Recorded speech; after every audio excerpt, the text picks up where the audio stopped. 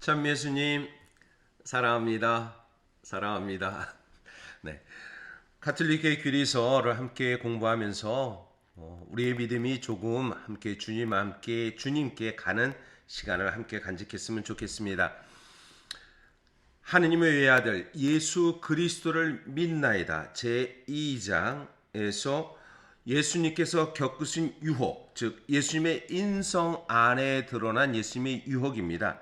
538항부터 함께 공부하도록 하겠습니다.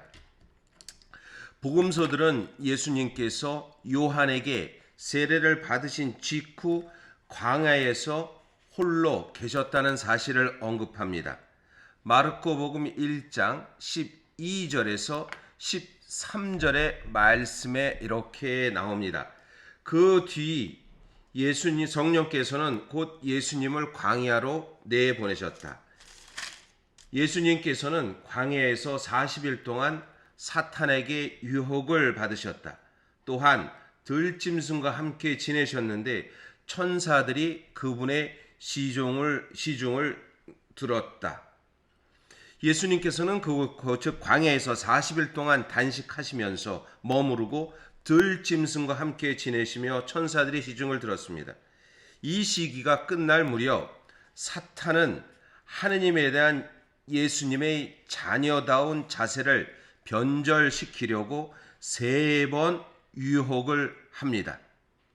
예수님께서는 낙원에서 아담이 받은 유혹과 광야에서 이스라엘이 받은 유혹이 집약된 공격을 물리치십니다.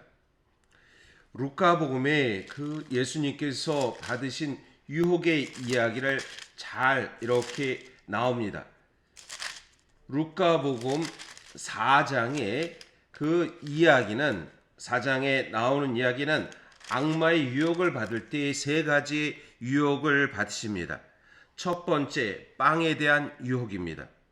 이것은 우리의 일상생활에서 마찬가지죠. 모든 것의 먹거리입니다. 우리는 정치 질서 안에서 선거 때 늘 대선에 나오는 분들은 얘기합니다. 경제를 살리겠습니다. 즉 먹거리입니다. 경제라는 말은 말 그대로 보면 구원이라는 말과 경제라는 말이 사실 단어가 비슷하게 나옵니다. 무슨 얘기냐? 구원이라는 것은 오이코노미아라고 말합니다. 오이코스와 노미아가 이렇게 합성어입니다.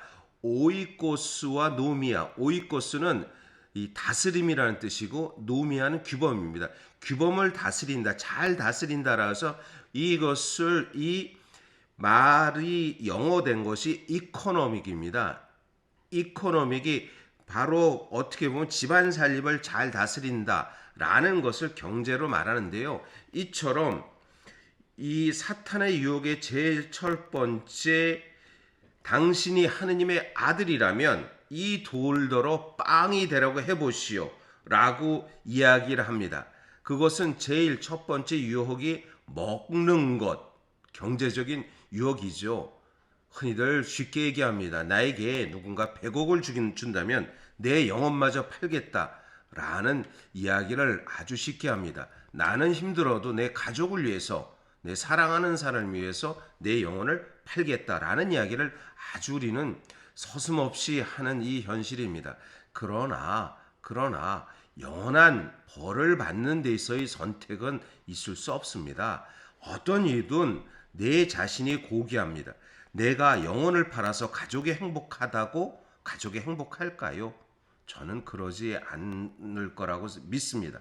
왜냐하면 가족은 나를 사랑하기 때문에, 가족이 있기 때문에 나의 존귀함, 어떤 누구도 100억, 1000억, 수조를 줘도 내 영혼의 귀함은, 존귀함은 하느님 안에 있기 때문에, 그래서 이 돌들어 빵이 되라고 했을 때 유혹에 얘기합니다. 사람은 빵만으로 살지 않는다고 얘기합니다.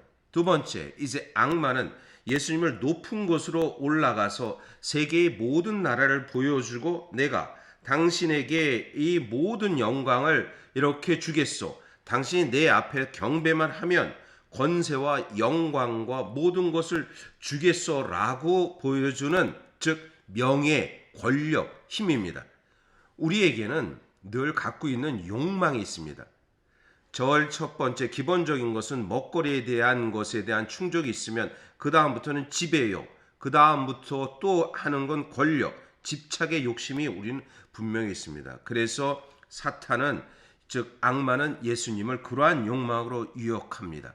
그러나 바로 예수님께서는 성경에 기록되어 있다.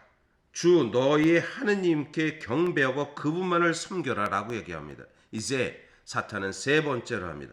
먹거리 그리고 이제 모든 권력과 권세 힘 주겠다라는 것. 이제 세 번째는 바로 예루살렘으로 예수님을 데려가서 성전 꼭대기에 세운 다음 당신이 하느님의 아들이라면 여기서 밑으로 몸을 던지시오 라고 이야기합니다.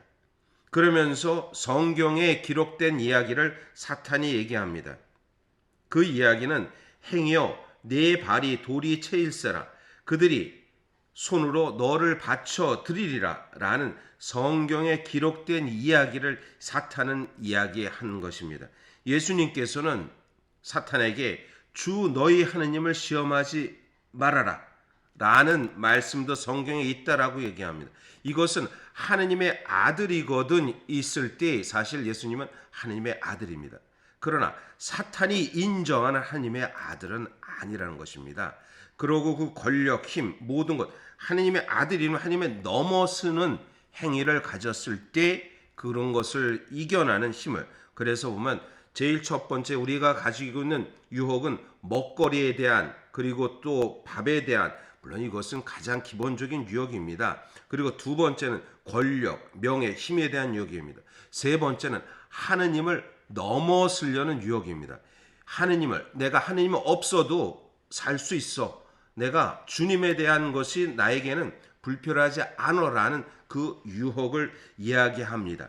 이 모든 것을 이야기하고 나서 바로 악마는 모든 유혹을 끝내고 다음 기회를 노리며 그분께서 물러나섰다. 이렇게 하면서 예수님을 떠나게 되는 것입니다.